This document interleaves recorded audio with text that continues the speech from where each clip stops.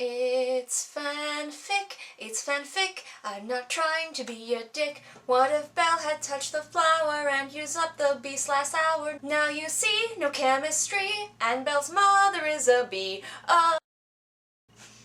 Future me, why'd you cut me off? Stop doing that! Fine, I won't say anymore.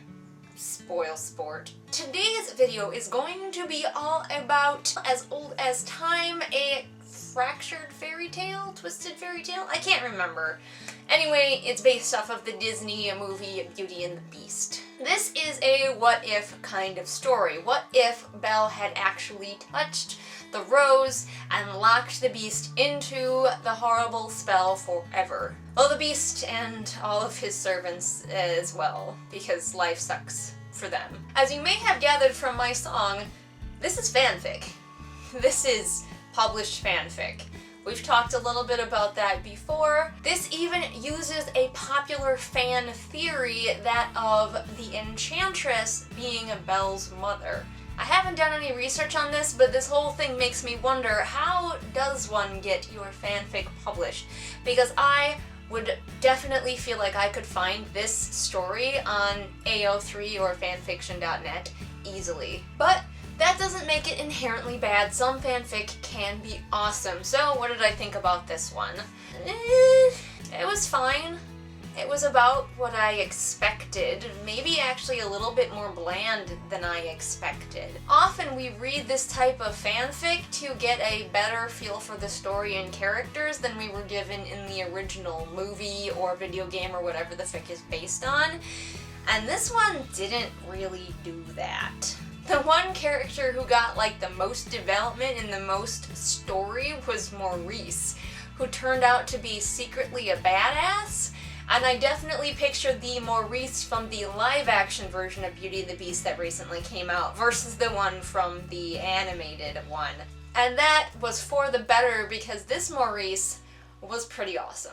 At the beginning of the story, we go back and forth between the story of Maurice meeting, courting, and falling in love with Belle's mother, as well as a little bit about their world and their marriage and what brought about the Beast's curse. And then we jump back to Belle and what she is doing in the Beauty and the Beast story leading up to the touching of the flower. That part of the story is kind of boring to read. It's pretty formulaic, it just follows the original plot of the movie, which you expect it to, but you almost feel like it could have jumped ahead to when she was in the castle and done fine. We all know who Belle is, and I seriously doubt that pretty much anyone who is reading this has not seen the Disney movie. Although this does bring me to a big problem that I had with the book, and that is the characterization of Belle. Belle in this book, to me at least, is not the Belle from either of the movies. This Belle felt so cardboard. I don't know how else to describe it. She was uninteresting, she was bland, she was kind of mean sometimes. She didn't have any of the starry-eyed dreaminess that the Belle that we know and love had. And a lot of the time where the Belle from the original movie would finally be starting to fall in love with the Beast and feel more kindly toward him, this Belle still hated him, kind of. The Beast himself was also kind of he was a little bit closer to the original than our Belle was, but he still wasn't great. Overall, the characterization in this fanfic could have been better. A real challenge as a fanfiction writer, if you want to do it well, is to truly capture someone else's characters, and that didn't happen in this book, although Lumiere and Cogsworth were pretty close. The relationship between Belle and the Beast felt especially platonic in this one. It was really weird.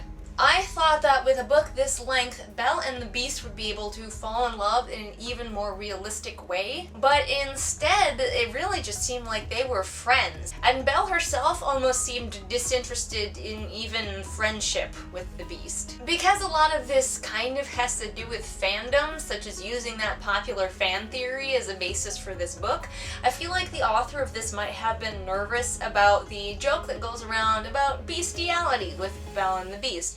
Because He's a giant buffalo man. Most of us laugh at that and then move on because that's not really the point of the story. But I feel like this author was worried that if she gave Belle any attraction to the beast, that would look like creepy bestiality to the readers. And let's be honest, we wouldn't have cared because we've already seen Beauty and the Beast and we know that they fall in love, so why not let them fall in love in this story? It was really hilarious at the end when things were wrapping up and people kept mentioning to Belle that she was going to marry the Beast, and she kept just kind of being like, yeah, oh yeah, I'm totally going to marry that guy.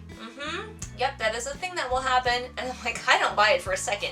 She is out of here as soon as possible. I felt like they really wasted an opportunity with this ending because Belle has touched the flower and the spell can essentially not be broken now, except for perhaps if enough magical people get together, they might be able to break the spell.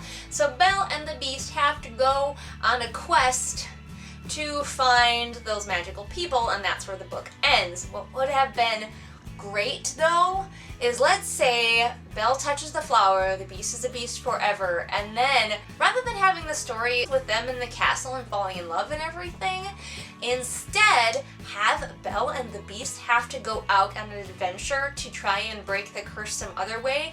Belle gets the adventure, the Great Wide Somewhere that she was looking for. She falls in love with the Beast as she comes to sympathize with him because everyone is afraid of him and he really doesn't want to be that monster. And that would be amazing. But instead, this book pretty much keeps them in the castle and follows the formula except without any of the romance or chemistry. I don't know if they're going to make more books in this series. Like, are they actually going to follow Belle and the Beast out into the wide world? I feel like probably not, but you never know. I guess one thing that I kind of did like about this book that some other people haven't is the character of Belle's mother, and that she is a deeply flawed person.